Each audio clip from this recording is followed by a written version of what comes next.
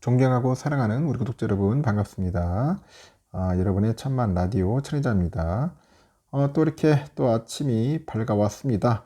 밝아왔고 또 하루를 한번 여러분 또 신나게 상쾌하게 보내야 하지 않겠나요? 보니까 뭐 휴일이라도 한번 즐거운 마음으로 좀 보냈으면 좋겠습니다.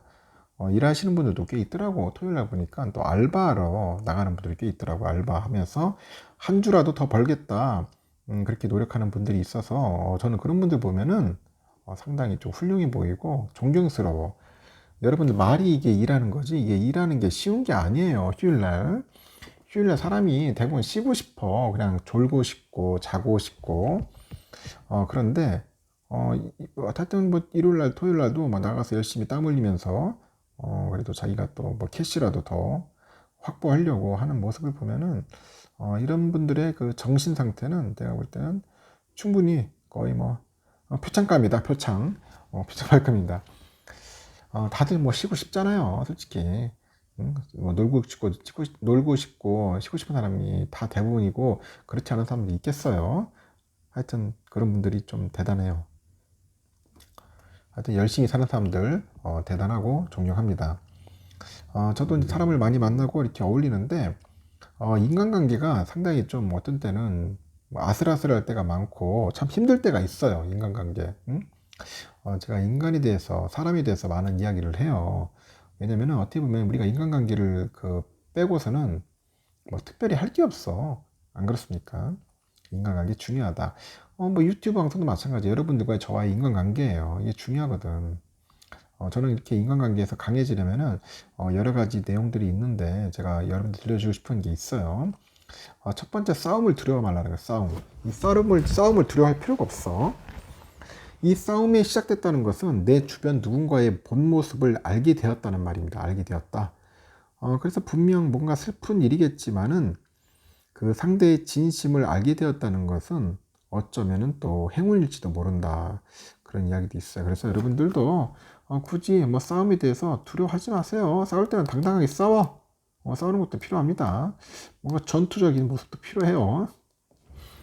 그래서 여러분 보고 뭐 계속 싸우라는 게 아니라 하여튼 싸움을 두려워하지 말라는 거예요.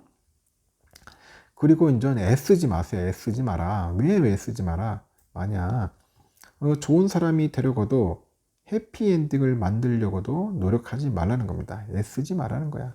그 인간관계는 기대하지 않으면은 그만큼 더 만족스러워진다는 겁니다. 자꾸 기대하고 의지하고 그러다 보니까 인간관계가 꼬이고 생각지 못하는 그런 사건 사고들이 많이 나는가 봅니다. 그래서 저는 인간관계는 될 수 있으면은 애쓰지 않았으면 좋겠다 그런 이야기를 해드리고 싶은 거예요. 그리고 여러분 자신을 약자로 만들지 마세요. 약자로 만들지 마라. 그러면 강자로 만들어야 하나? 강자. 어떤 경우에서도 최선을 다해 가지고 자기 자신을 지켜내랍니다. 자기 자신을 지켜내라. 자기 자신을 지켜내야 하는데 설령 그 방어법, 이 방어법이 서툴더라도 절대 포기하지 말라는 거야. 절대 포기하지 말고 매일매일 자신을 한번 업그레이드 해봅시다. 업그레이드 아주 중요합니다. 약자로 만들지 말고 그리고 변명에 감정을 섞지 마. 어차피 변명이 통하지 않는 사람들에게는 자신의 시간과 감정을 낭비하지 않기를 바랄 뿐입니다. 실수를 했다면 딱 그만큼만 사과하고 인정하면 될 일이다. 알겠죠? 변명에 감정을 섞지 마라. 그리고 지나간 연인에 대해서 연연하지 마세요. 연연하지 마세요. 그때 내가 뭔가 조금만 더 잘했다면은 내가 참지 말았어야 했는데 등 이렇게 하여튼 뭔가 지나간 시간과 이전에 대해서 후회도 집착도 말하는 겁니다. 어차피 지나간 인연은 지난 시간의 몫이다. 근데 저는 그렇게 해요. 사람들이 보면 인연에 연연을 하더라고.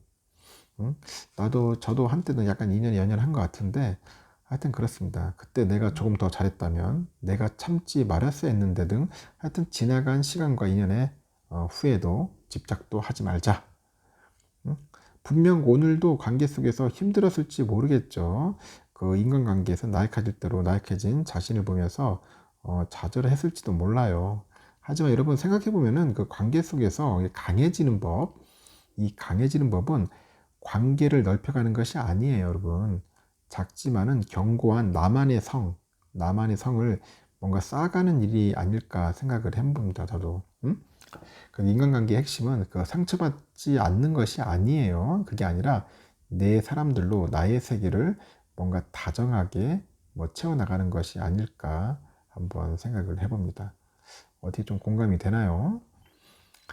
일단 지금 보니까 삼성전자 요즘 또 다들 이렇게 걱정도 하고 기대도 하는데 지금 삼성이 이제 미집행 사업의 일부를 보류하고 축소하고 이제 M&A 등 이제 대형 투자에 올인한다는 그런 이야기가 있어요.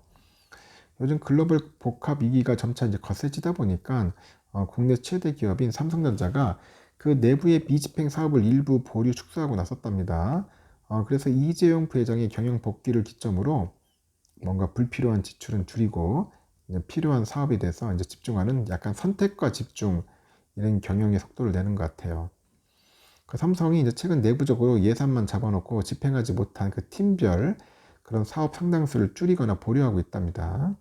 이 가운데 이미 경영진의 결제를 받은 사업가들도 포함됐다는 후문인데 특히 상반기의 그 대내외 경영 환경이 약화되면서 삼성전자가 멈춘 사업 예상 규모는 내년보다 더 늘어날 것으로 알려졌어요.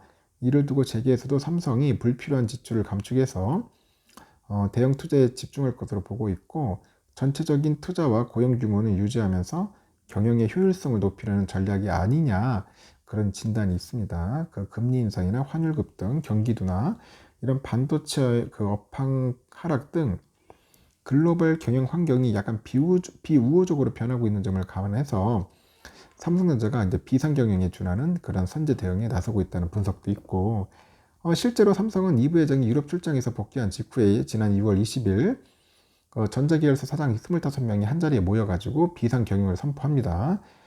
스마트폰, 메모리, 메모리 시스템 반도체 등 기존 사업의 미래 성장성이 불투명해지다 보니까 정신 재무장이 나섰고 삼성과 그 관계사 경영진이 그 총 출동한 것은 2017년 2월 그룹 미래전략실 해체에 의해 5년 만에 처음이다. 이렇게 보시면 됩니다. 비상경영회의는 무려 8시간 넘는 마라톤 회의로 진행했고 당시 회의에 참석한 CEO가 고 이건희 회장의 신경영에 준하는 강도 높은 혁신 얘기가 오갔다고 합니다. 그 삼성은 스마트폰의 글로벌 시장 점유율은 2016년 수준에 머물러 있고요. 비메모리 그 반도체 부문 실적은 여전히 대만 TSMC하고 격차가 큰 상태라고 하죠. 여기에 이제 이 부회장이 최근 복권을 계기로 이제 강도 높은 조직 문화 개선과 사업 구조 재편 등을 포함한 뉴 삼성 구상이 조만간 공표될 것이라는 그런 예상도 있고요. 큰 판단을 내릴 수 있는 이 부회장이 경영 일선으로 돌아온 만큼 실탄을 더 아껴가지고 미래 먹거리 준비에 쏟아부을 여지가 더 커졌다는 이야기입니다. 그래서 이번에 삼성이 이제 중단한 그 사업관대 보니까 사업관대는 인수합병, M&A하고 생산시설 증설 등 대형 그 투자 프로젝트는 제외됐다. 그런 게 있습니다. 삼성전자 그 사업보고서 보니까 올 6월 말 기준 이 회사의 현금성 자산이 125조 3,520억이야. 하여튼 지난 5월 24일 이후로 이제 앞으로 5년간 국내외에 한 450조 정도, 국내에만 한 360조 정도를 투자하겠다고 이제 밝힌 겁니다. 참 삼성전자 뭔가 좀 변화가 있어야 합니다. 변화가 있어야지. 하여튼 M&A 등의 대형 투자에 뭔가 좀 올인했으면 좋겠어. 올인해가지고 확실하게 뭔가 좀 좋은 일들이 좀 잘 됐으면 좋겠습니다. 하여튼 기대해 보겠습니다. 1교시는 여기까지 할게요.